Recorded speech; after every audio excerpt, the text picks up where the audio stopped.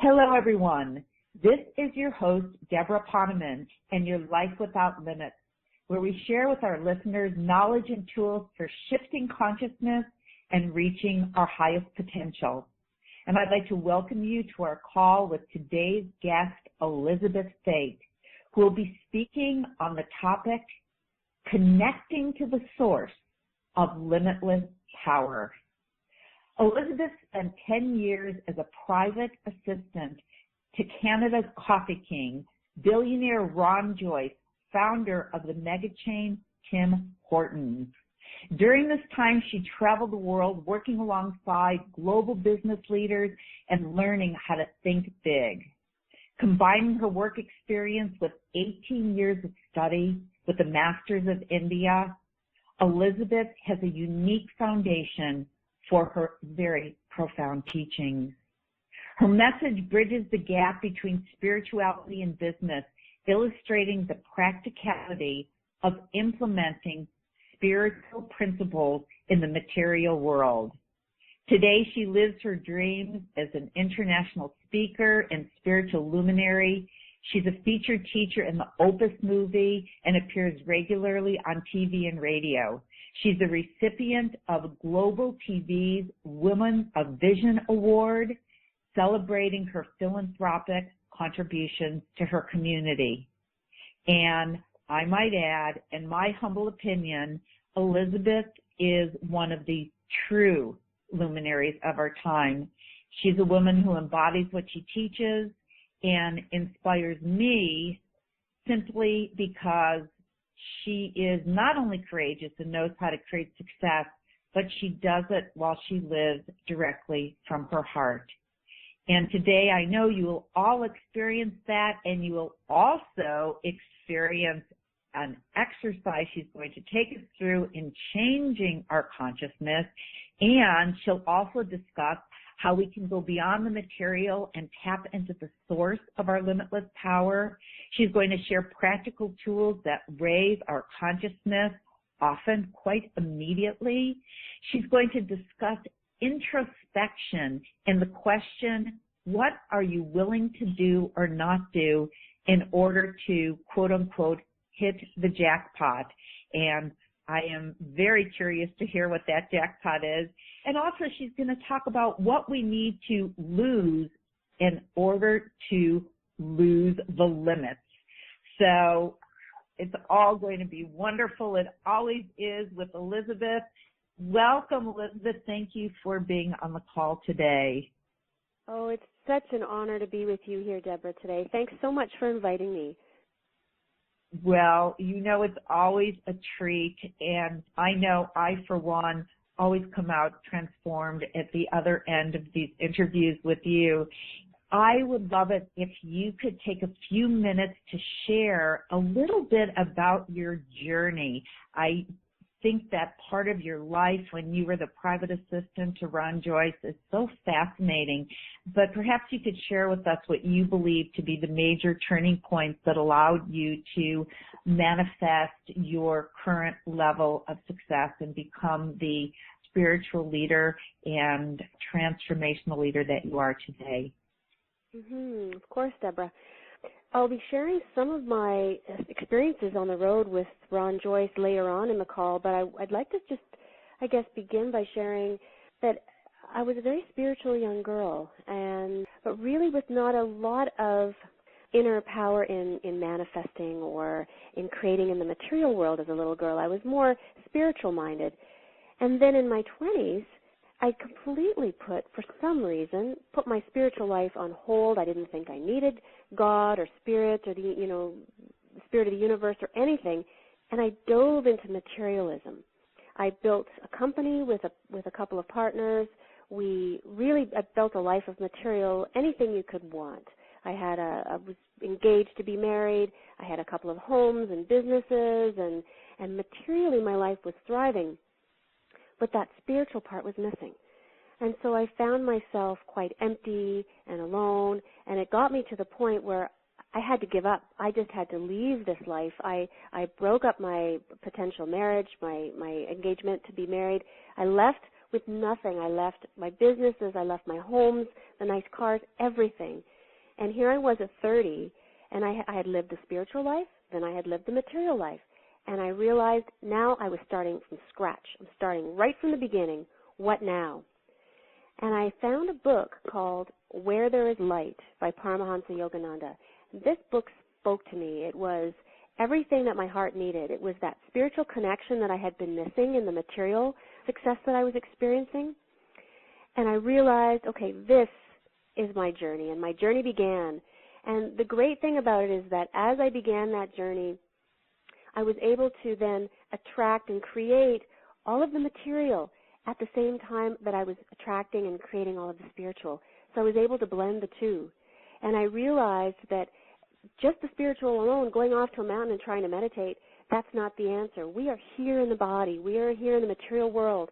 And one or the other by itself, you cannot reap ultimate limitless success. But combining the two. So what I learned from the masters of India and what I learned from the global business leaders and being immersed in the material world, putting those two together to work, that's what we have, our limitless power that we tap into.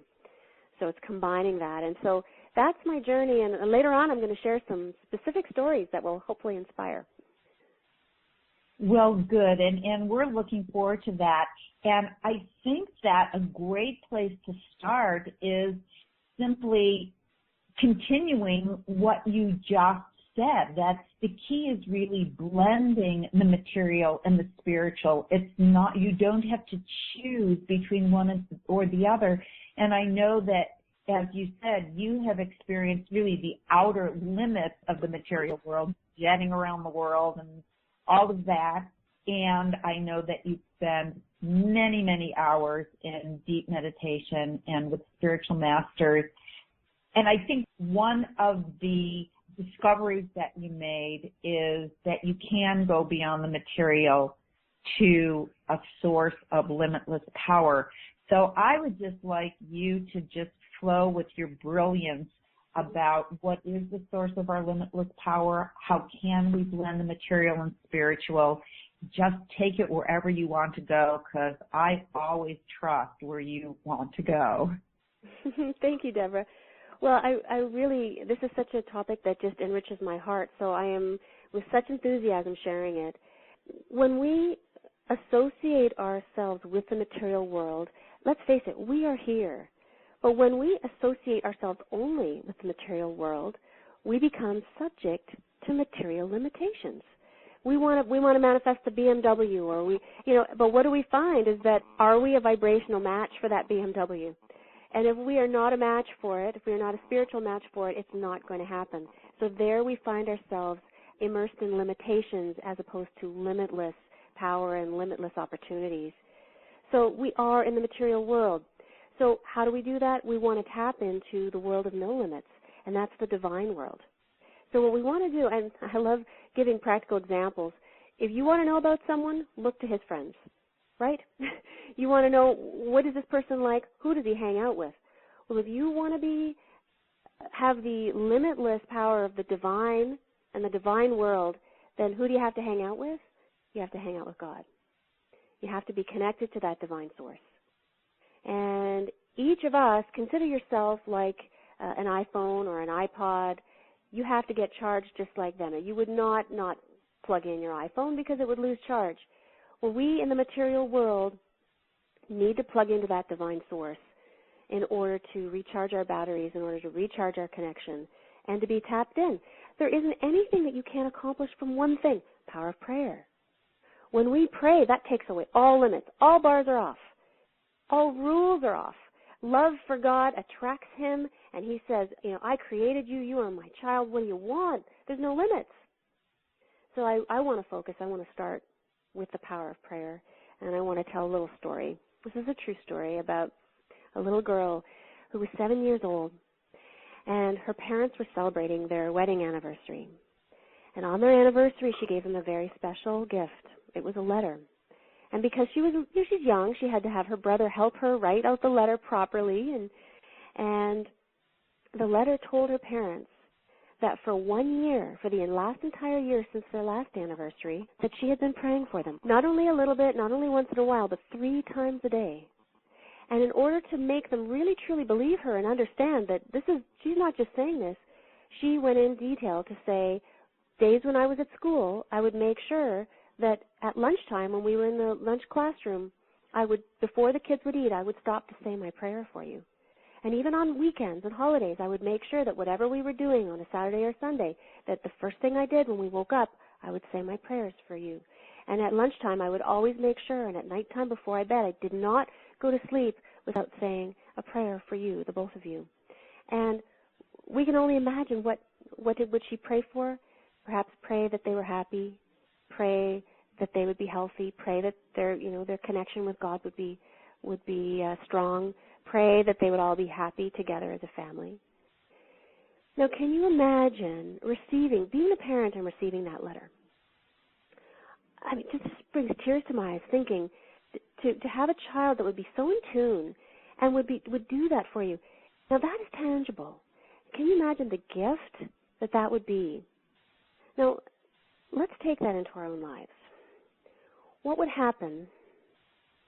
What happened to that relationship? The girl that she was praying for her parents, do you think they had a strong relationship, and do you think that had made any difference?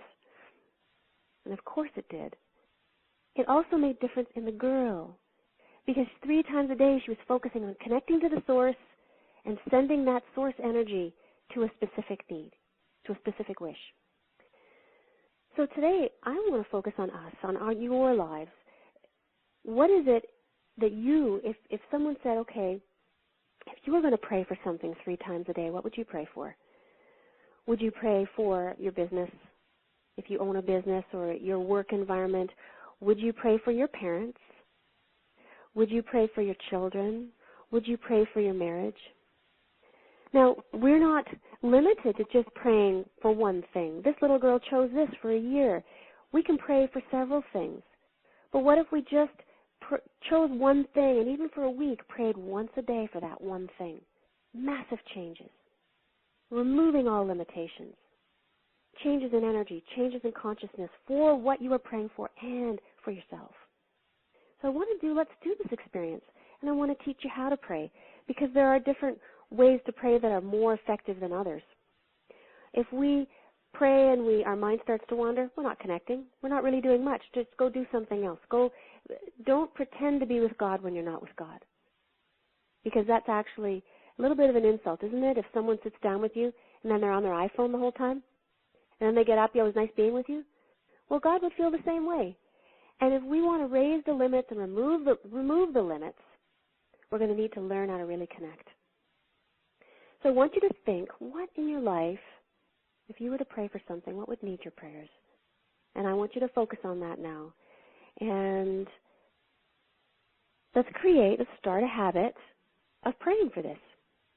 So let's say if it's a business, or if it's a person or a couple of people or a family, whatever, I want you just to visualize that everything, close your eyes and visualize that everything is in harmony. Just pray for harmony for the people or for the situation. Pray that everyone is getting along. And visualize, as you're praying, put your mind at the point between the eyebrows. That's your seat of connection. That's your connecting point. And I'm going to leave you in silence for just a few seconds here and just picture harmony.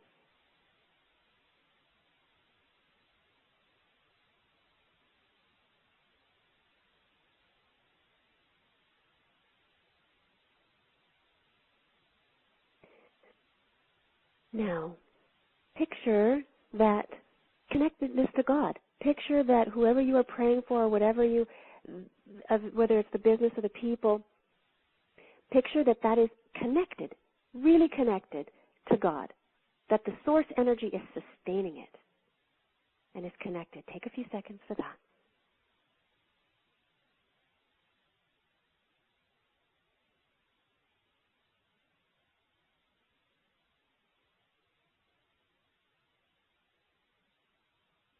And now let's pray for whoever you're praying for, pray for tangible success, success in the material world. God wants us to be successful in the material world, so let's pray for that. So whatever you are praying for, whomever, pray for that material success, abundance, needs being met, everything being on the material plane just right.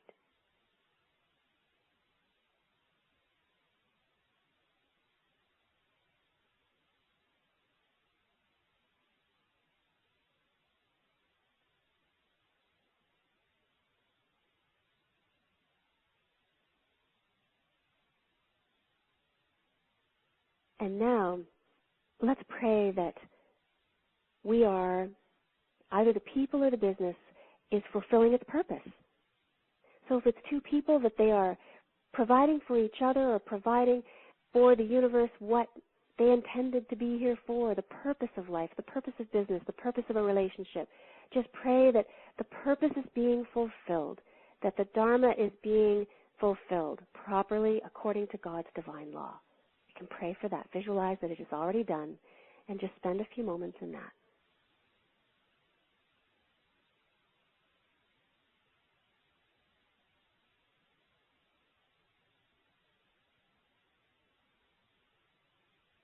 And now let's pray for joy and peace.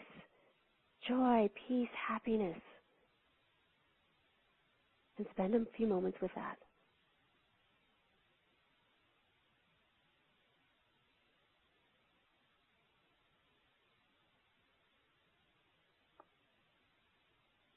Okay, and now you can open your eyes and see how that feels. And we can do this several times a day. We can just say, but what I want you to do is to intend that, to do it either once a day, 2 times a day, 3 times a day, and I want you to watch the changes. Now, Deborah, how did that feel for you? Well, I'm just sitting here with the biggest smile on my face. I feel like I expanded from this individual interviewer to filling the universe. I think that joy piece at the end just was the last expansion. I just feel so full of light and love right now. Great, great. So do you see what happens? That who we are praying for or what we are praying for changes, but we also change. It affects us. And that's what we were talking about, Deborah, when you said some of the things we're going to accomplish. Changing practical tools for raising our conscious immediately? Well, I'd say that's pretty immediately. As soon as you pray, you are surrounding yourself in the healing light and then sending it to others. And we can make a huge change in the world that way. Just be careful, again, that your mind isn't wandering, that you're focused. Because we do the most work, the most powerful work when we are focused, when our mind is not created. And also, remember to keep any negative thoughts out. It's not about, oh, please, I pray that this doesn't happen. Please don't let them have this ailment or that ailment. No, we pray for the positive. We pray for health, or we pray for success. We pray for our needs being met. We pray for all. Keep your prayer always in the positive, because the universe will be attracted to those words. You have to make sure that you use positive words. And then use your determination, because that's what it's going to take, your willpower and determination, to make it a habit. Make it a habit, and only you can do that.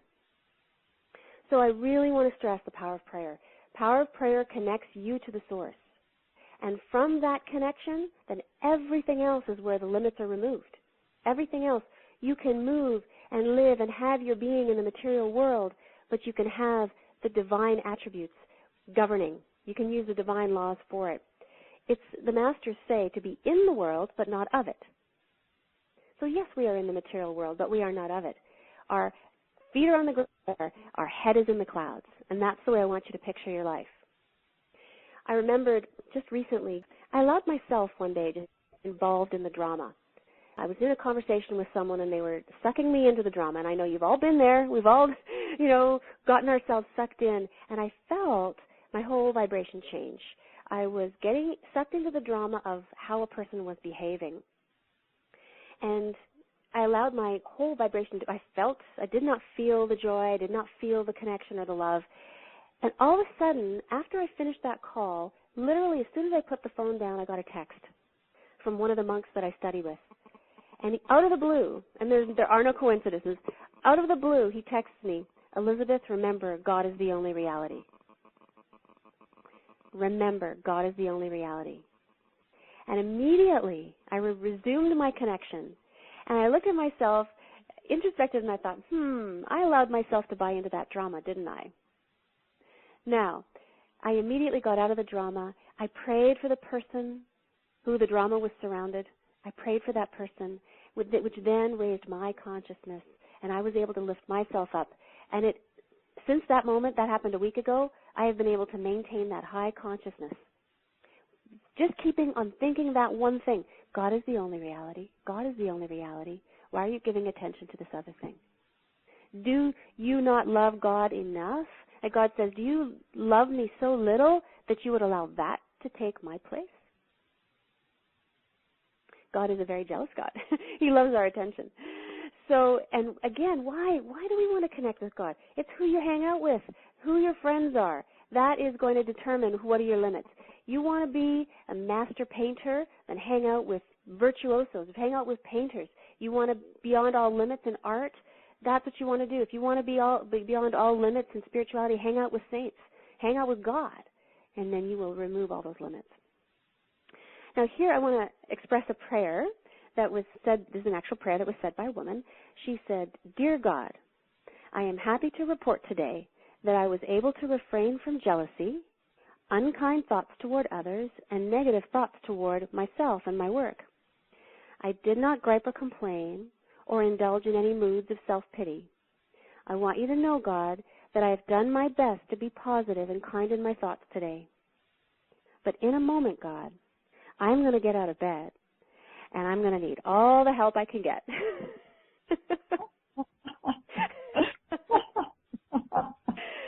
So isn't this just about the way life is? I mean, how far in the day can we go without those negative thoughts creeping in?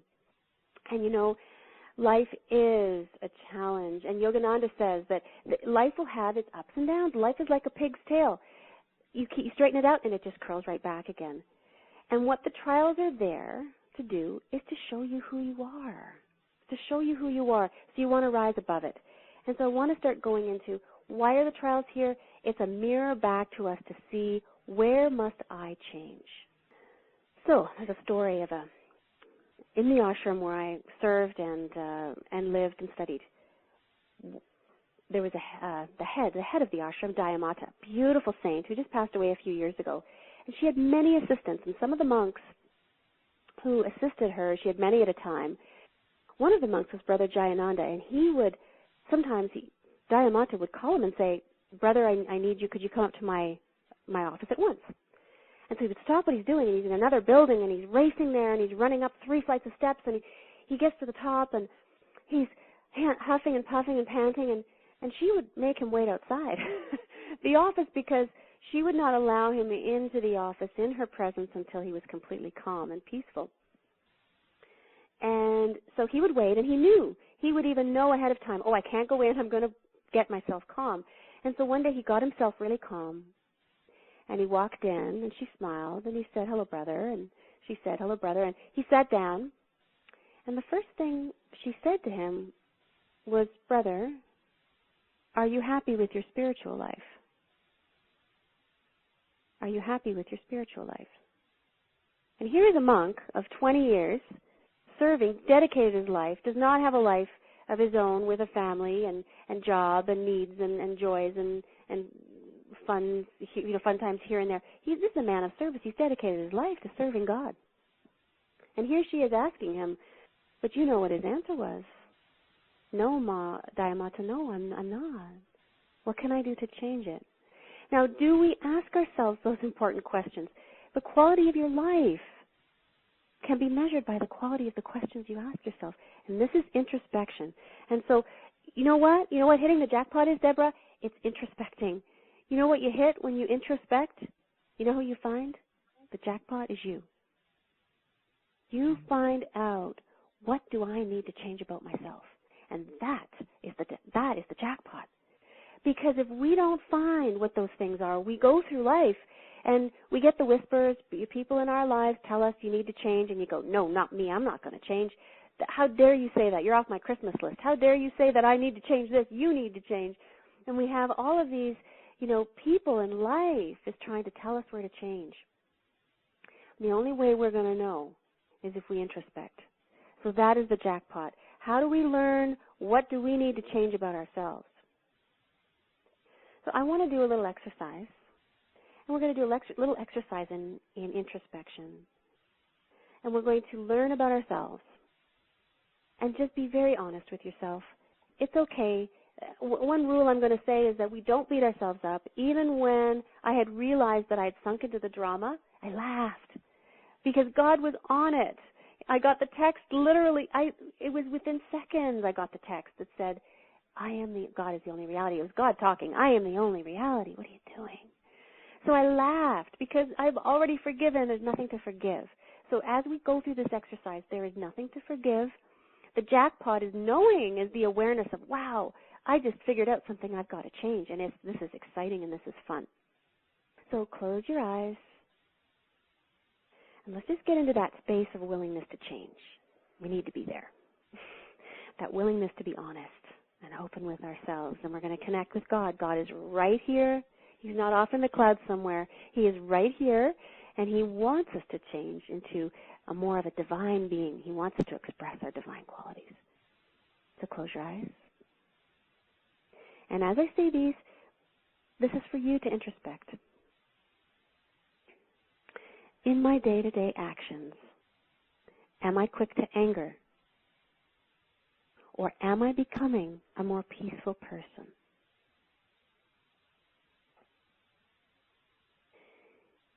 In my interactions with others, am I quick to judge? Or am I becoming more understanding of others? Am I listening more? Am I being compassionate?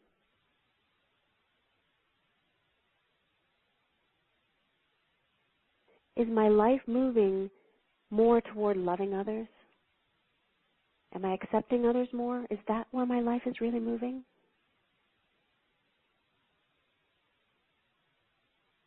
As I move through my day and I focus on my own needs, is that where it stops? Or do I focus also as much on the needs of others? Do I do that?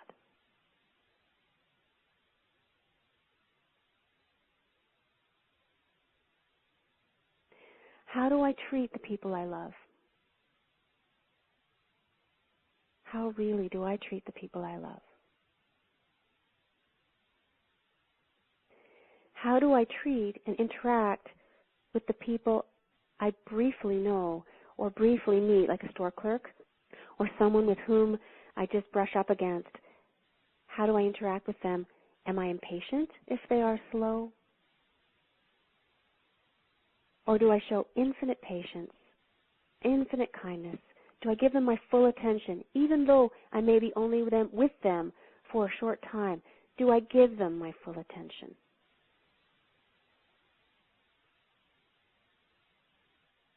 As I go about my day, am I scattered? Am I restless? Do I jump from this to that? Or do I calmly move, calmly act, with clarity, with intention?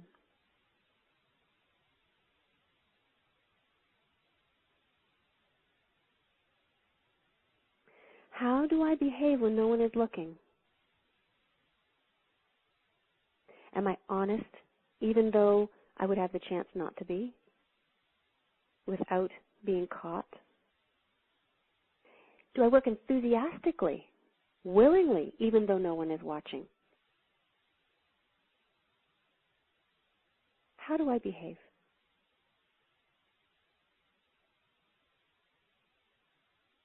And the last question, am I happy with my spiritual life? Am I happy with my progress?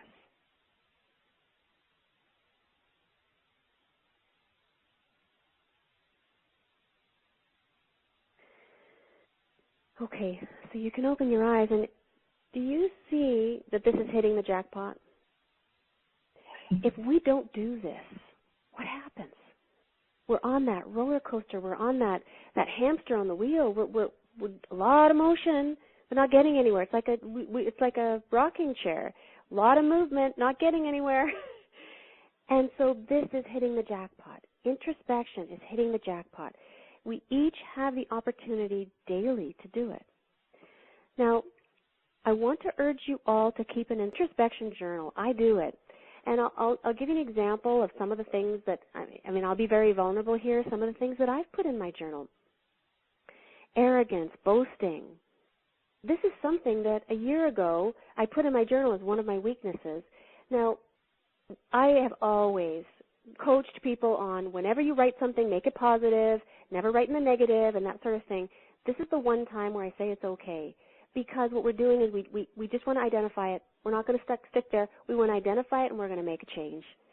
So what I want you to do is start making a list of what are your weaknesses. And, again, it's not to beat yourself up. It's not to lessen anything about you. You're perfect. You're beautiful just as you are. But let's make a change, and let's start expressing our divinity. So this is one of the things I did. I found that if I really looked at myself, and some of the questions I asked were, do I express humility? Do I express 100% humility? And I found that sometimes, just being very vulnerable and honest here, I would be quick to say I did that. Oh, yeah, that was mine. Yeah, I did that. Guess what? I had 100 people at the talk the other day or something like that, and they were all really moved. Great, good, wonderful. But is that necessary? Was that necessary for me to say? Was it necessary for me even to think? I realized that was a weakness within myself. And so I created, what do I want to change? And this is what I wrote. I said I focus on sharing my brilliance, whatever that is, with others. I live by example. I live quietly by example. I live to serve and help others. So that was my focus. And when I came back several months later to look at my journal, I looked at that and I said, oh, I've made huge improvements. Wow, and I was so happy with myself. I thought, I have hugely improved. Now, if I had not made that awareness of that weakness, I can bet you that I would not have improved in it because I'm not even aware of it. So when we make ourselves aware, what is it? Through introspection, we make ourselves aware of what we need to change, then we can take the steps to change it. And that's how we remove the limits, because if I'm stuck in the arrogance and stuck in the boasting, I did this and that, I have huge limits on what I can accomplish, huge limits.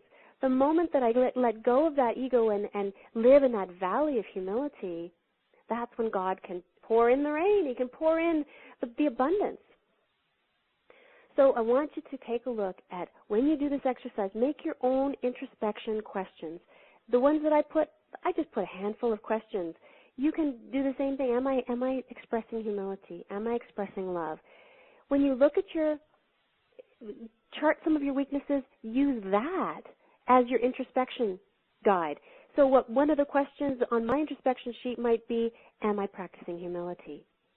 Am I quietly living by example, teaching by example?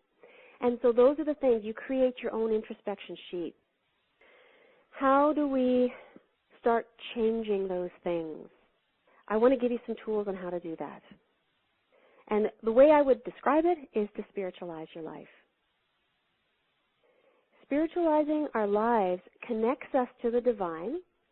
It keeps us in the material world, but not of it.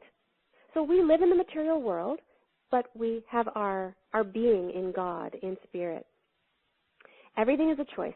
And I'll give you a little analogy so you can understand that. Imagine there's an apartment, and in this apartment there are many rooms. And you open up one room, the doors are tightly sealed, so everything's quiet in each room, but you open up one room and there's a radio in each room.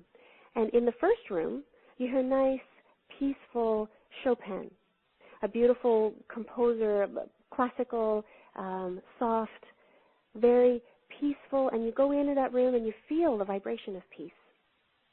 It feels good. You feel calm. Whatever you were thinking before is gone. You just feel at peace. You feel calm. You feel happy. You close the door and you go into another room, and there's loud rap music or music that is raunchy or a very low vibration. The melodies are not pleasant. And you go and How do you feel? You feel, it does not feel good. It has a vibration. Same room, same type of room, same square footage, same house, same apartment, everything. Two very different vibrations. We are on the dial. We have the opportunity to change that dial to whatever we want. We can turn it to the station that's going to bring us calmness. We can turn it to the station that's going to bring us that music. So how do we make those choices in our lives? You know, we want a life without limits. But what TV programs are you choosing? That's turning the dial. Are you going to look at a reality show that is really lowering your vibration? Nothing wrong. I'm not saying there's anything wrong with television. You can watch lots of good things. I choose personally, if you want to know my life, I do not watch television. Never. Don't turn it on. I do the occasion watch an inspiring film. But then that's the next thing. If you're going to watch a film, what film do you watch? Do you watch something of a high vibration, or do you watch something that brings you down to your lower base desires? It sucks your vibration down. These are the spiritual choices you can make in your life where you can lose the limits. Often people think there's no correlation, there's no connection. Well, this is just the material world. I can meditate, I can pray to God, then I can go watch a raunchy movie because it's the girls, we're going out, we're having fun, we're going to have a little laugh. I'm going to tell you something. I have wonderful girlfriends, and they love to go see movies that are fun to talk about and fun to laugh with. I don't go. I choose not to go. I choose my girlfriends. I love them. I love all my friends. I accept everyone, and I love everyone in my life. And I see God in them, and I see God in everyone and everything. But I'm very particular with my time. If you want to lose the limits in your life, you want to connect with God, be very careful of your choices. They do correlate with the vibration you send out. They have a deep and definite connection. So how do we spiritualize our work life? I've shared this story, Deborah, many times, but I want to share it again because it really is powerful and it really changes your vibration. It changes everything and it brings purpose into your life. Often people ask me, how do you get a job being private assistant to a billionaire who has his own plane and you travel around the world? How do you do that? I mean, it's just jobs like that are just not posted, and which I agree they are not. You have to create those jobs. But I remember when I got the job offer, my sister reminded me, she said, Elisabeth, you prepaved this. And a prepave is just an intention, and it's one of the things that I teach. Prepaving is setting your intention. And I recalled then, it came all clear to me, that when I was 17 years old, I prepaved. I said to my sister, one day I will be personal assistant to a billionaire who has his own plane. And I visualized and I pictured myself walking up the tarmac with a steno pad in my hand and carrying a briefcase and helping him up the plane. I remembered it vividly. And that prepave, 20 years later, came to manifestation. So that's how we can create in our lives, by setting our intention and by being clear on it. But I remember I started off not as a traveling assistant. I started off as just a secretary, and he had many secretaries. But he looked at me and said, Elisabeth, I want you on the road with me. You make things happen. So he watched me work. He watched that I worked with enthusiasm. He watched that I worked in a spirit of service. All the other secretaries would be gone at 5 o'clock. You could, their door would be shut, and he would come out of his office at 6 from the meeting, and I would be there. Because, sir, I'm here to serve you. What can I do? That got me that job. I earned that. My vibration earned that. So even when someone is not looking, your vibration is creating your next opportunity. So even if he had not, I'll tell you something, that he was not in that office and came out, let's say he had gone in his plane and gone somewhere, the vibration is such that he would have phoned at 6 o'clock and I would have been the only one there because I was there helping to serve him. That's what happens. God sets you up for success. You know that. So we think when someone isn't watching, God is always watching, the universe is always watching. So we think, well, I can slack off a little bit because no one's around and everybody's gone, I'm going to go. The universe is always watching, and God will set you up for success. I've seen it thousands of times in my career and in my life, that the moment that I just do it for the sake of the love of doing it. And that's when I'm rewarded. I get noticed. I get spotted. That's not why we do it, though. But I remember when he said, Elisabeth, you make things happen. I want you on the road with me. He says, I've never had anyone in this position. I don't know what you're going to be doing.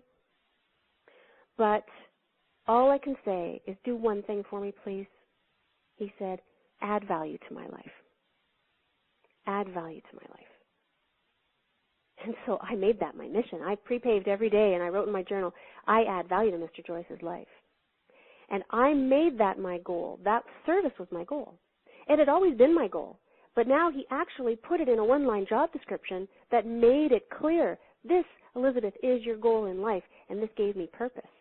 So I say the same to you. You have the same job description. Everyone has the same job description. God signs your paycheck, not anybody else. And God says to you, add value to my world. If you can do one thing for me, my child, add value to my world. So let's expand that, not just in our companies and our businesses. I mean, if we focused on adding value to our boss, imagine the limits that would be taken off of your salary, of your position, everything. No limits. A boss who sees someone just focusing on adding value, not on what am I getting, what's in it for me. Huge changes, instant changes, believe me. Now, think of your own relationship.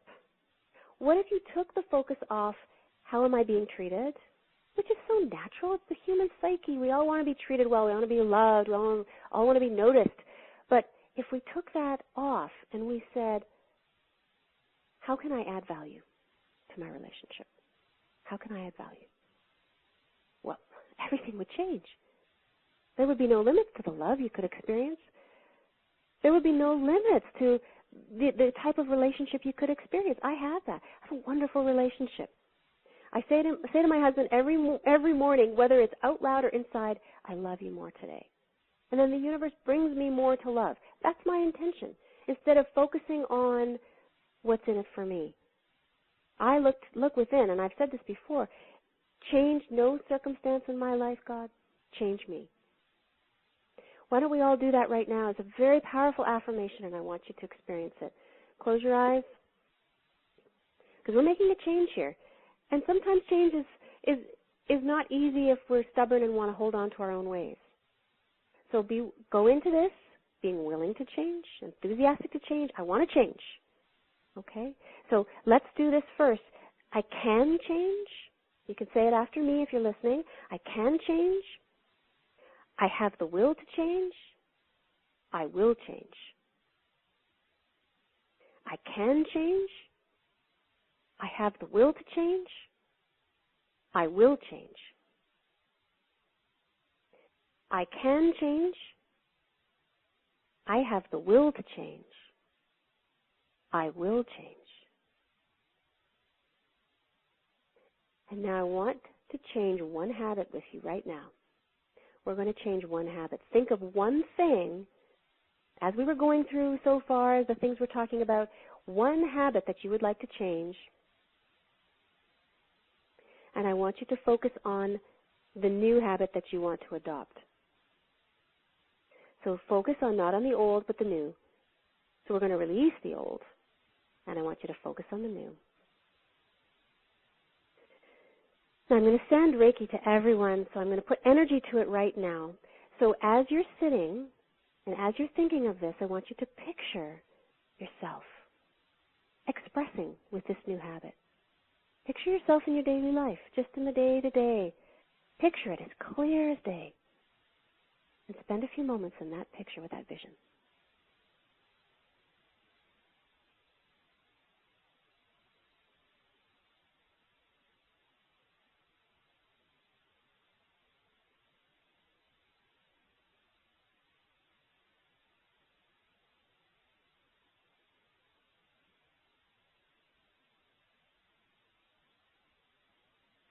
Let me say this, that if you are doing this sincerely and putting your heart in it, you will find a massive change. Massive. So I'm going to give you an opportunity to do it again. And I want, if you are putting half-heartedly enthusiasm into it, I want you to put both feet in. I want you to know that as you are praying for this habit to change for yourself, I am also praying for you. And I've asked all the angels and all the guides and all the masters to come and help. So you've got extra help right now. So let's spend a few moments again in silence, and I want you to picture yourself already expressing this new divine quality that is yours. It's always been yours. We're just going to reawaken it. And let's do that now.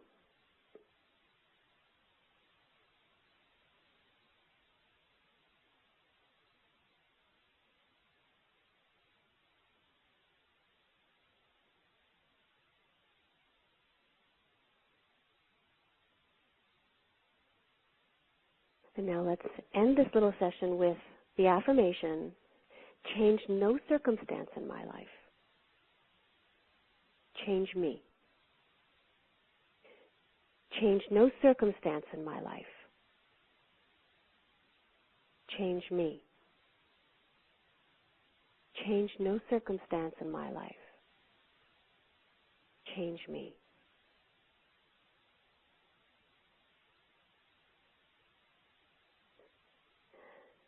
Now you can open your eyes. You know, this is a really powerful experience.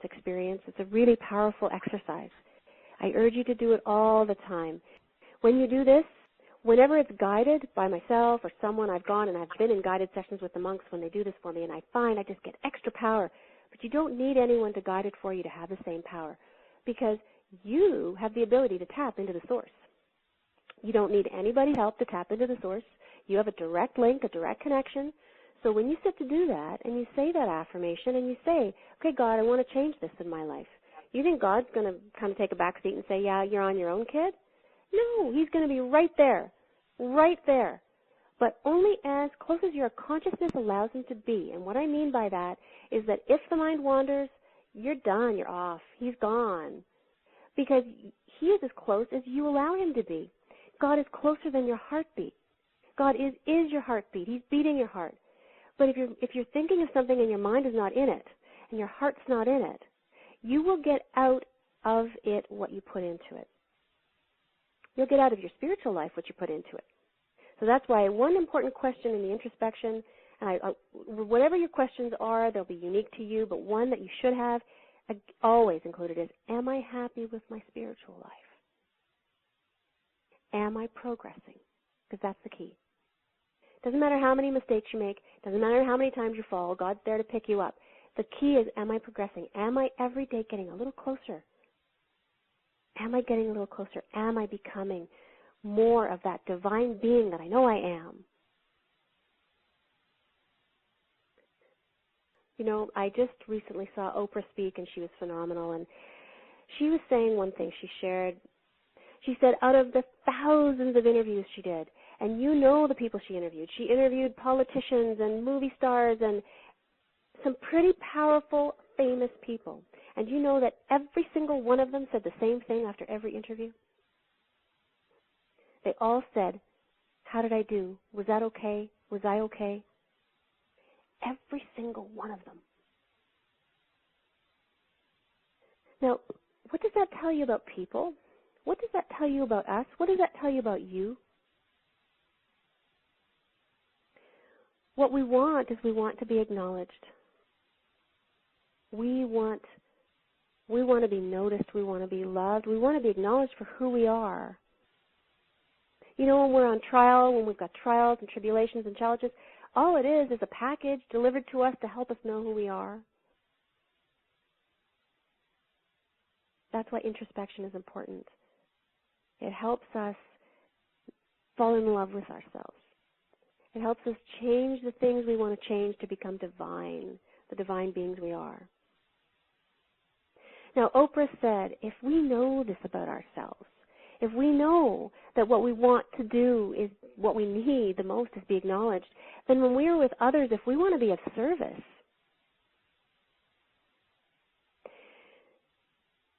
we need to make others feel acknowledged. We need to bring that out in others. She said, you know what others want? Others want, when they walk in the room, that your eyes light up. They want to know that their presence makes a difference. So I say, in spiritualizing your life, how we can serve others, how you can make a difference, is that when your husband or your wife or your friend or your colleague or your boss or secretary walks in the room, your eyes should light up. It's you. I am in awe of your presence. I am aware that you are here. I am present for you. It is you. This touches me deeply because I realized when I heard this that this is what I have been wanting. And I have it. We can have it. God's eyes are lighting up. Every moment we look to Him, His eyes light up. Oh, my child, you're with me. I've got your attention. How do we spiritualize our home life? By seeing God in others.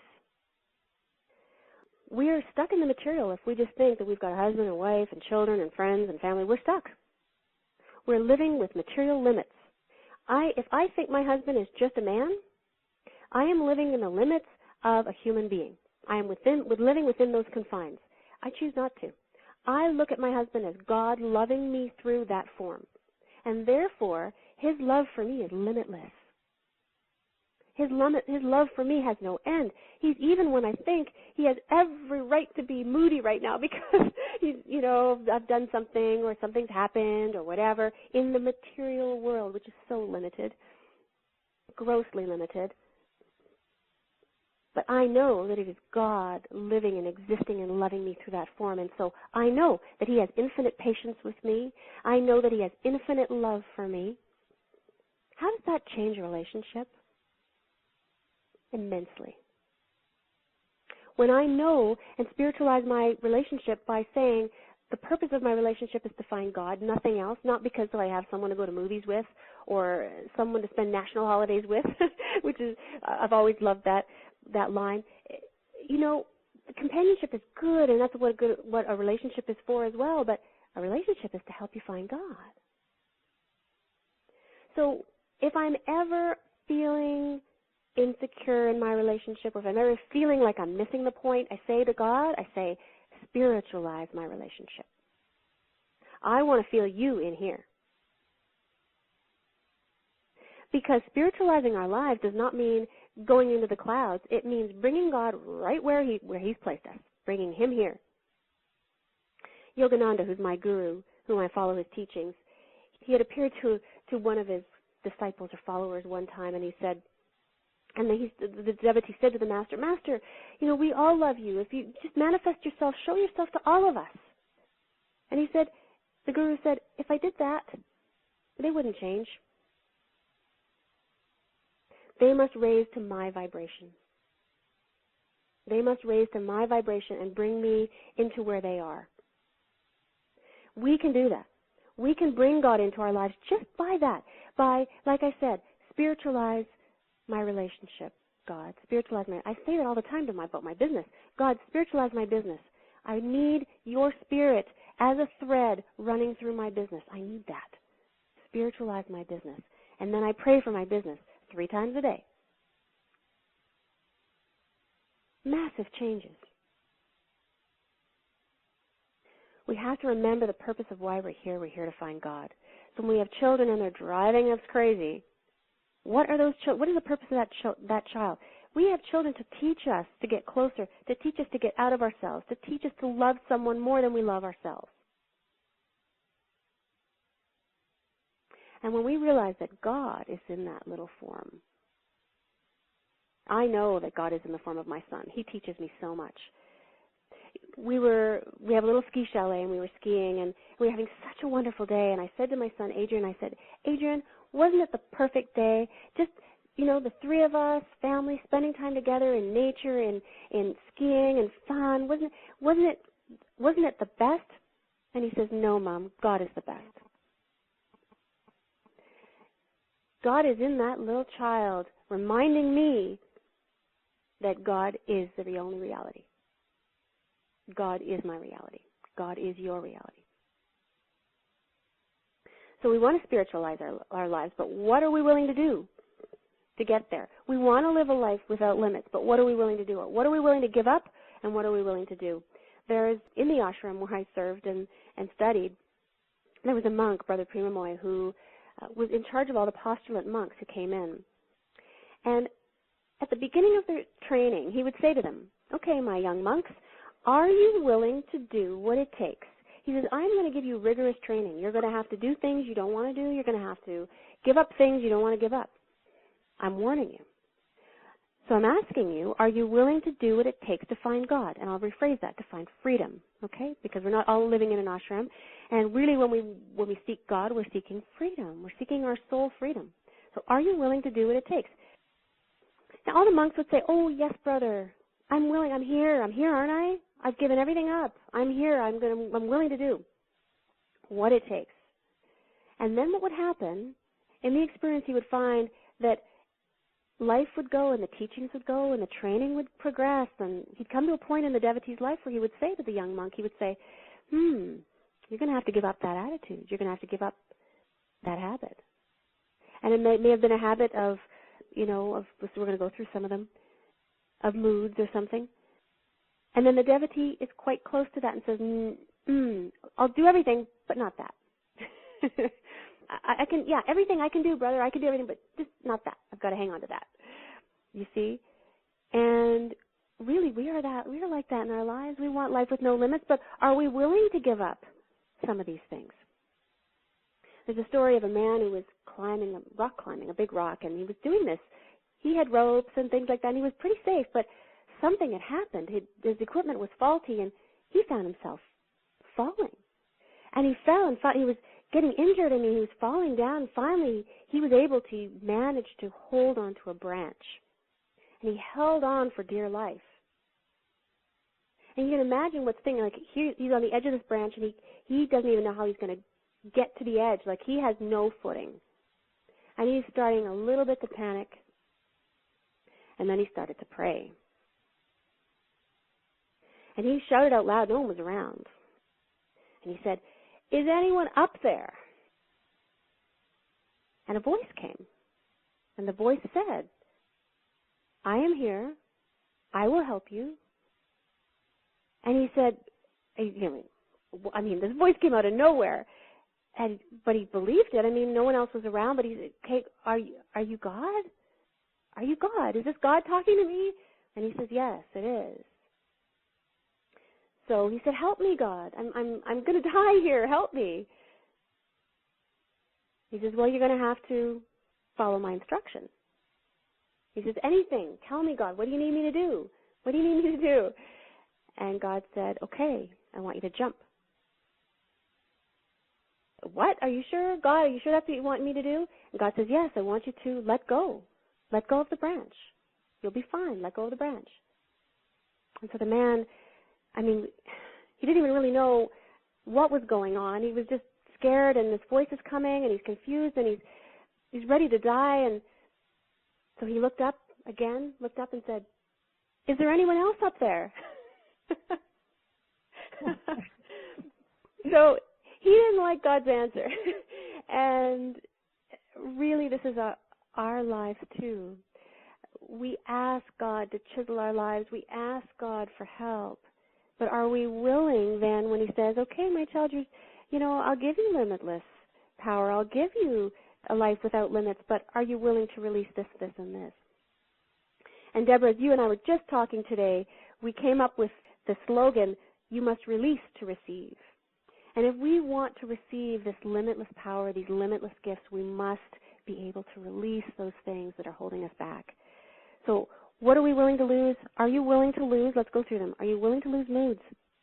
You may think there's no connection between moods and limitless power, but I'm telling you there's a huge connection. If you want to be in a state of a mood, if you want to hang on to that, you're going to hang on. You're going to immerse yourself in the drama of life, and you will be subject to all of the material rules and material laws. It's like this. If you blindfold someone and ask them to, go around the room, but don't break anything, but the room is full of breakables, they're going to smash something, because the moment you move, you're going to hit something. You don't know where you're going. You're blindfolded. But the moment you take off that blindfold, you got a whole new set of laws. You've got awareness. You can see, well, I'm going to walk over here. I'm not going to walk over there because I'm going to break something. And that is the same way. When you're in a mood, it's like you're blindfolded and you're a bull in a china shop. But when you take off that blindfold and you are operating by God's laws, by more divine laws, and you have that awareness, you say, okay, I'm going to carefully and thoughtfully set my intentions for success. And that's when the limits come off. So take off the blindfold. Moods bind you. Are you willing to lose anger in exchange for even-mindedness? You know, Swami Sri Yukteswar, a great master, the master of Yogananda, said, wrath is born of thwarted desire. Wrath is anything that's a negative emotion, anger, sadness, any of those things, a negative emotion. It's born of thwarted desire. Whenever you're feeling in emotions of anger or anything like that, ask yourself, what is the desire that I have to relinquish in order to have peace? What desire do I have that's not being fulfilled right now? What desire do I have to release? And you might think, well, do you want to release desires? Absolutely you do. Desires are binding. And you may think, well, in order to create and be a good manifester, you want to have those desires. And I say, be non-attached to anything. Have high expectations about life, but have no expectations. Do not be bound by any desire. You will find that whenever you are struggling with an emotion that you don't want to have, it's because a desire that you have is unfulfilled. And so when you dig at that, when you say, okay, again, introspect. The first thing I think when I don't feel good is, what desire do I have to release? And I go, okay. And then I release it, and then I have peace. So are you willing to give up something to gain something? Are you willing to release to receive? This is the key. Again, resentment. Are you willing to give that up? If you want limitless power, if you want limitless blessings and gifts, you've got to give up the resentment. Because if your bucket is full with resentment and blaming other people, you have no room in your bucket. Are you willing to let that go? You're willing to start taking ownership. Again, you know what? You want to get rid of resentment. A great affirmation you want to use is, change no circumstance, change me. That works like a charm when you want to get rid of that blame, because you can take it away from that person and put it on you, the responsibility on you. Lord, change me. I want to change. Remember, challenges are just a mirror. They're that package that delivers, that you can't wait to open it. It's the jackpot. It's you. And if someone is willing to be strong enough and courageous enough to tell you what you need to change, even better. So don't resent that person. Even better. I always love it when someone tells me, the first it stings, right? It stings. Someone tells you you've changed. It stings. But when you get over that initial sting and you say, okay, thank you, God, for that lesson. Thank you. You have released resentment, and you've embraced acceptance, embraced change, embraced willingness to change. Are you willing to let go of the ego? You know, the ego comes in so many disguises. It comes in a disguise of the need to be right. It comes in the disguise of sore feelings when you're upset, chip on your shoulder, pride, sensitivity, all of these things. Being oversensitive, it's all just the ego. The ego has a million disguises. Are you willing to give that up? You're only going to know if you've given it up if you do your introspection. That's why that's the jackpot. That's winning the lottery, because you know what you need to change. And what you want to exchange it for is humility. Humility is quietness of heart, always being happy and content, always, no matter what, unconditional happiness. In fact, the masters say it's quietness of heart. It's never to be perplexed, never to be fretted, never to be upset. Be calm and peaceful under all conditions. But you have to be willing to give up those things to get it. So doubt. Are you willing to give up doubt? You don't even know when you're doubting. All those limiting beliefs within you that are holding you back, that are giving you limits. The first one is doubting yourself, the I'm not worthy. Are you willing to let go of that and really embrace fearlessness? And this is one of the divine qualities. Fearlessness. You know what fearlessness is? Unequivocal faith in God, that He is the one that is sustaining you. God is the one that's assigning your paycheck. God is the one that is sustaining you. I think I told you about the ashram where I had served and done some of my training. And Dayamata, what a saintly soul. And she used to, in her desert ashram, she just loved the hummingbirds outside. Loved the hummingbirds, and she would just sit and watch them sometime for a long period of time. And she said to one of the monks, she said, come here, I want to show you something.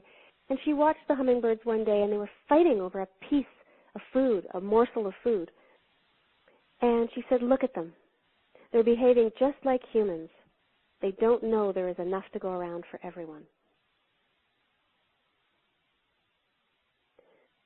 We have to release that doubt that there is enough for you and for everyone around you. You have to release that and move into fearlessness.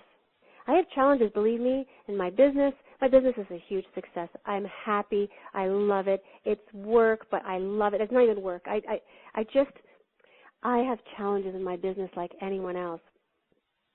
But I have to keep that in mind when I deal with my challenges and the things like competition moving in across the street. How do I react to that? How do I feel? Do I think that that's going to be a problem, or do I know that there is enough business to go around for everyone? You see, so when we spiritualize our lives and know that it is God with whom we have to do, no one else across the street, no landlord or client or staff member, it doesn't matter, and that we can pray and get these things because there are no limits. I use prayer in my business all the time. I remembered recently really needing staff. Business was booming, but then at the same time you need to grow your team. And I was really feeling the pang of not having enough people. And so I was brainstorming with my team on recruiting and all those things, and it just didn't seem to work. The energy seemed to be stuck. So I said, dear God, if you want me to serve these people, if you want me to run this business, I'm doing it for you. So if you want me to do this, you're going to have to help me. And literally within days, I had excellent resumes come in, and I hired some wonderful people. And so the whole energy of it, like limitless, you see? So when we tap into that power, when we just ask, we get, we receive. And how do we move in our business, live and move and have our being in that realm? I'll give you an example. I was nominated for a very prestigious award a couple of years ago, and I left it in the hand of a lady who was working for me, an assistant, to prepare the documents that this organization needed so that I could submit my application. I had been nominated, and there were about 100 nominations, 100 companies nominated, individuals. And at the 11th hour, when everything was supposed to be submitted, I had trusted her that she did it, and she didn't. So at the 11th hour, she came to me and she said, and she kind of backtracked and said, Elisabeth, yeah, well, here, go ahead, you can do it yourself. I didn't really have time, and oh my goodness. You can imagine, like, missing an opportunity, being nominated for that is prestigious enough. Missing that opportunity, anyone in my shoes would have been livid, would have been upset, would have said, oh no, I've missed this opportunity. Well, the sting came, the pain came, because I'm human and that happened. And then immediately I prayed for right attitude. I said, God, how do you want me to feel? And God asked the question. He said, who are you doing this for? Brought tears to my eyes. Who am I doing it for? Well, God, I'm doing it for you. He says, then what does it matter? You have my vote. What does it matter? Immediately, not in days, immediately I felt good. Immediately I was charged. I won, a year later, I won a really prestigious award, and it was amazing, and I know it's because my attitude was right. If I had spent that year, not in constant resentment, but if I had held on to that resentment, because people, you have no idea, people hold on to resentment for years about their childhood. I love the line, it's never too late to have a good childhood, happy childhood. People hang on to resentment, believe me, for years. I want you to really, when you're introspecting, ask yourself, am I resentful about anything? Am I holding on to anything? Is there anything I have to let go? Well, because I had let go and because I said, God, I'm doing it for you, and whenever you want to acknowledge me or not acknowledge me, it's totally fine. And when that gift came a year later, I knew the power of God, that God's hand was in that, and it was my right attitude that had taken off the limits. You see? So the last really, tool that I want to share, and it's really, what do you want to release? You want to release your autopilot switch. Please release your autopilot switch. If you want to get rid of the limits in your life, if you want to live a divine existence and be connected to God, you want to live in the moment. You want to be mindful. Here are some ways you know if you're not mindful. That's why I have it in my introspection. Are you rushing? If you're rushing, you're not mindful. Are you somewhere, you're wishing you were somewhere else? You're not mindful. It is so important. Miracles are happening all around you, but you're missing them if you're not mindful. You know, how often do we think that walking on water is a miracle, walking on fire is a miracle? But let me put it to you this way in the words of a Zen master. The miracle is walking on the earth, not walking on water or fire. The real miracle is walking on this earth. I ask you to become part of that miracle, to, when you are walking, walk. Focus on your walking. Enjoy it. When you're eating, eat. When you're with someone, be with them. Be with them wholeheartedly. Dan Millman, about talking about the present moment, he says, and this is fantastic, there is never nothing going on. There are no ordinary moments. There is never nothing going on. There are no ordinary moments. I will attest to this, that we live our lives so much on autopilot that we miss those moments. We miss the miracles. I am really working on this every day, every moment, especially with my son. It's so easy to put a child to bed, and as they're lying beside you, and as you're stroking their hair, and as you're waiting for them to fall asleep, the mind is on a million things. Let me read to you also, if you want to learn more about mindfulness, a Buddhist monk, Thich Nhat Hanh, phenomenal master. And he says this: when we live with a child or friend, their freshness, their warmth can relax us. But if our heart is not with them, their precious presence is neglected, and they no longer exist.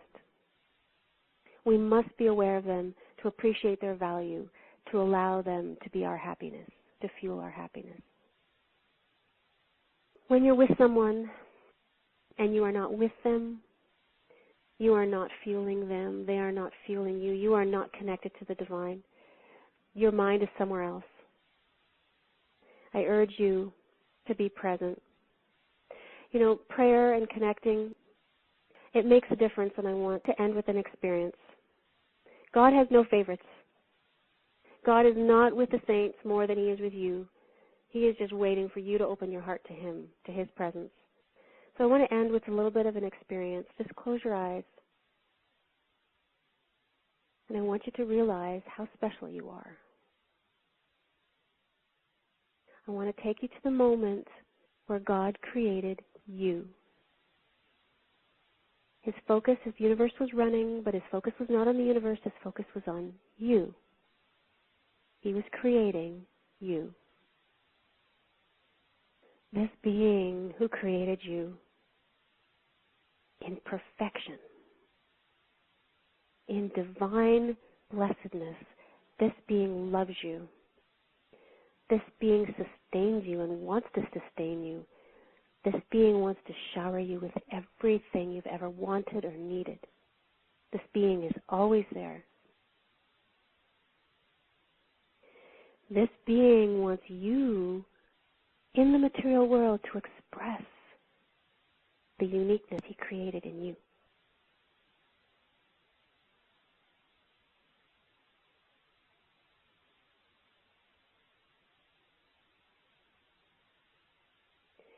At any given moment, you can come to this place, sit in a quiet spot, still the body, still the mind, and go back to that time when God created you and only you. When you make this connection, you have tapped in to the source of limitless power, limitless joy, limitless happiness. You have found your purpose. Your purpose is to connect. And now you can open your eyes.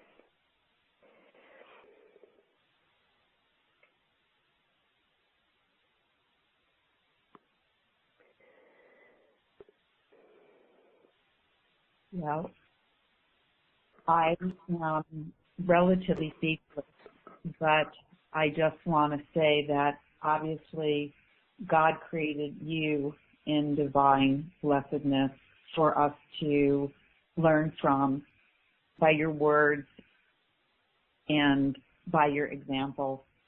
And thank you so much. You have given just so many blessings during this last hour or so that there are no words that I could say. Just thank you and thank you again. And I, for one, would love to know how I can bring you home with me.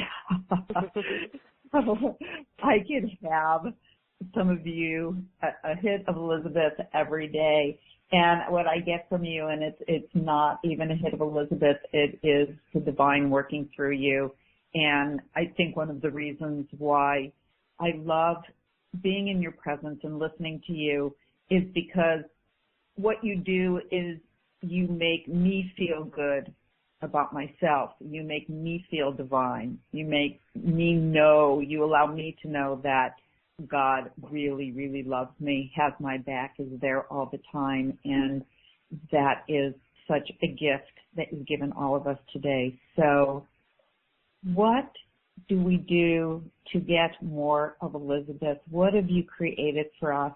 Actually, let me tell, I had my eyes closed, so I have to find my notes. Okay, yes, here we go. There is a URL, and it is www.yourlifewithoutlimits.com/practical, as in very practical spirituality. So it's practical, PRACTICAL,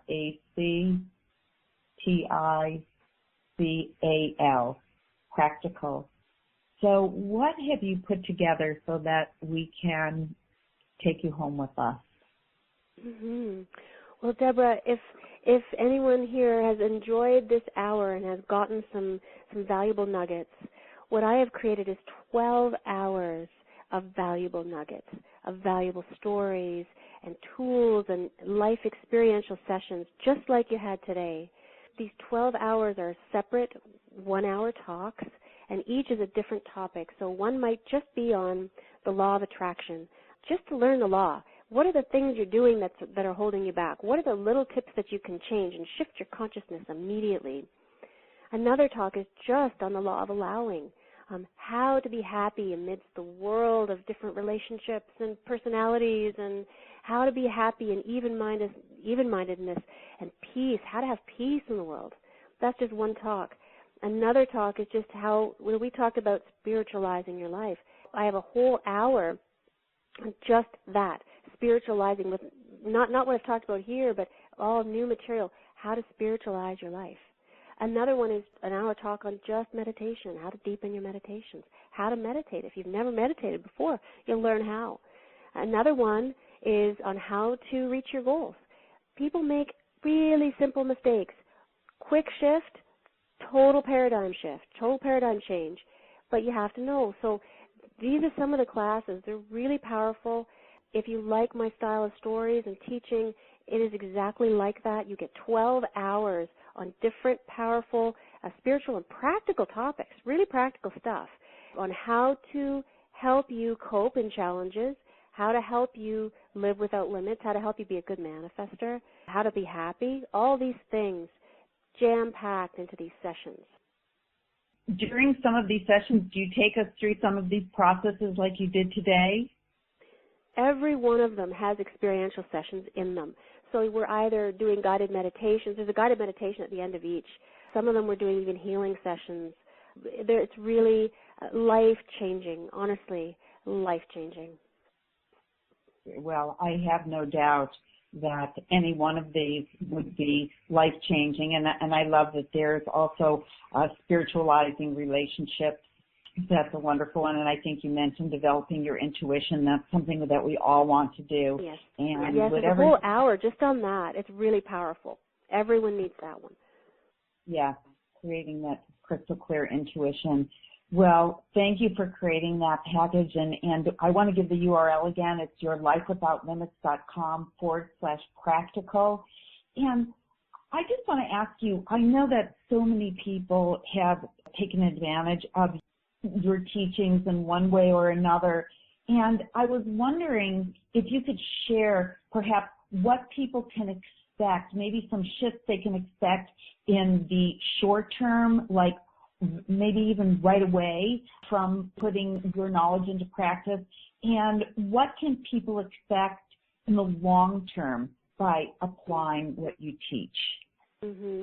Well, short term, that's really easy. Short term is happiness, instant happiness.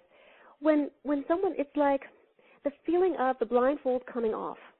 That's what you're going to feel like instantly. Like, wow, I wish someone had taken the blindfold off 20 years ago. That feeling, instant feeling of awareness. And that is so enlightening because now you see your limitless potential. You say, oh, the rest of my life I get to live this way. And it brings that instant feeling of happiness. Then, when after working through the material, what you get is your life changes. One student of mine, she started with me a couple of years ago, and she came to me like anybody else. 99% of the world is immersed in problems, relationships, business, all these things, negative thoughts, immersed in those, and she was like anybody else that came for training. And after working through this program, through the 12 hours and working with me one-on-one, oh my goodness, she is a different person. She has completely released all limits. She now, when she comes on our mentorship calls, she's the one that does the teaching. She comes on the call not to ask any questions. She doesn't need help with anything. She comes as a teacher. She comes to share. She comes to give back. It's phenomenal, the change that has happened. And that's the long term that I promise. If you embrace them, if you listen to these, and if you really do what I say, because I can tell you all the laws and I can help you, you can listen today. You can listen to everything. Oh, isn't that nice? How inspiring. But then you can go back to your old habits. Again, what are you willing to release to receive? So if you listen to these, if you study this program, and when you do the work, your life will not be recognizable. It will not be recognizable. You will be very happy with where your life has taken you.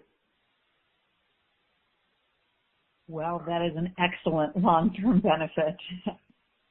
Thank you. Thank you. And what is the cost for all of these 12 lessons?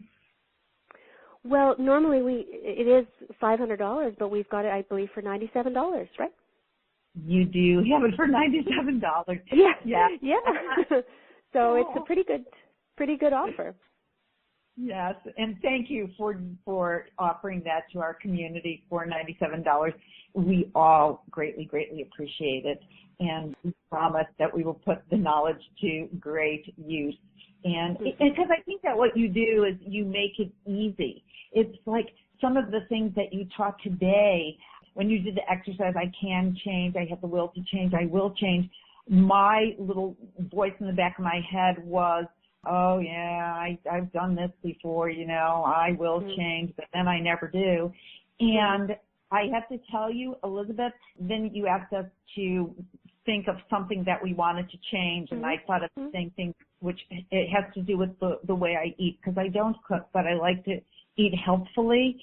And the miracle was, as I was doing the exercise, this idea that was right in front of my face came into my mind as to how I could eat healthfully, benefit somebody else, even though I don't cook. It was miraculous. And it was something I could have easily done years ago to be able to eat the way I want to eat. And I believe that it's the space that you create and the way you structure these exercises and the practicality of spirituality that allows so many people to have breakthroughs that they've been trying to have for years or decades or their entire lifetime, and yet they have it with your knowledge, with the program. And I see why. Change doesn't take a long time. It just takes willingness and willpower and determination. You can change overnight. You can change overnight. It doesn't take any time. That is a limit, and that is a limit that you can remove immediately with your belief. It's a limiting belief. Yes, it's willingness, willpower, determination, and the proper tools. And Deborah, 1 hour of the talks just digs out limiting beliefs. All we do for the whole hour is the exercises. You will dig out every limiting belief you've ever had. You will dig it out in that hour. That's another powerful one that should be mentioned. Yeah, it's part of the sessions. Yes, and really during just the session today, I can see that because I let go of a limiting belief that I had around food, and really, I know that it's gone because the solution presented itself. Of course. And it's easy. And when we're done, I'm going to go implement it. So I can't thank you enough for being with us today. And before we sign off, can you just maybe share a little bit more of your Elisabeth wisdom with us? Well, I can tell just a short story. One morning I woke up and my son followed me into the washroom, and we did our morning routine, and he said to me out of the blue, he said, "Mom, I want to go home. Mom, I want to go home." So someone perhaps who isn't quite, as understanding of maybe the spiritual realm as I would like to think I am, I knew what he was talking about. He wants to go home to his real life or his divine life, and he wasn't saying, "I want to die, Mom." He says, "I want to go home." I said, I understood, and what the meaning was for me and all of you is that this is not our home.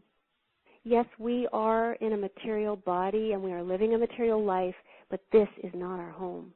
Our home is omnipresence. Our home is our connection to the divine. So remember that. When you remember, this is not my home. I'm not supposed to find happiness and joy and all these things in these material things. Yes, when I bring the spiritual into them, that's when I find the happiness. Only then. And so, but as we are in this material world, let us express that. We're here for a purpose. We are in a human body, so let's express that divinity that God has made us. And I have a beautiful quote that I just heard yesterday from Joseph Campbell. And I like this quote because so many people, they're so immersed in the material that they often try to copy or mimic someone else. And they're not expressing their divine or their unique qualities. And just as we tapped into the divine to know we are unique, Joseph Campbell says, "The privilege of a lifetime is being who you are." The privilege of a lifetime is being who you are. So as you are a divine being in this material plane, be who you are. Be yourself. Everyone else is taken. Be yourself. Well, amen. And again, Elisabeth, I don't want to put you on the spot, but I have to ask you, will you come back and be with us again? Oh, please, I'm honored. Any chance I get to serve and share. This has fueled me, Deborah. And just knowing I'm with all of you, I am fueled by this. I'm grateful. Thank you so much. Well, thank you so much. I want to give everybody the URL one more time because I can't even imagine that there's anyone who doesn't want to have a little bit of Elisabeth each day and these amazing topics, each one of them a gem. So please go to the URL, yourlifewithoutlimits.com/practical, PRACTICAL. Go there, see what Elisabeth is offering us, experience it for yourself, and I know that I'm going to, and I'm really, really looking forward to lots of shifts in my life. So thank you, Elisabeth. Thank you too, Deborah. And thank you to everyone for spending this time with me and with Elisabeth Fayt. And I look forward to when we are all together again and to you living your life without limits. This is Deborah Poneman. Have a wonderful, wonderful rest of your day. Wonderful, wonderful rest of your day. Wonderful, wonderful rest of your day. Wonderful, wonderful rest of your day. Wonderful, wonderful rest of your day. Wonderful, wonderful rest of your day. Wonderful, wonderful rest of your day. Wonderful, wonderful rest of your day. Wonderful, wonderful rest of your day. Wonderful, wonderful.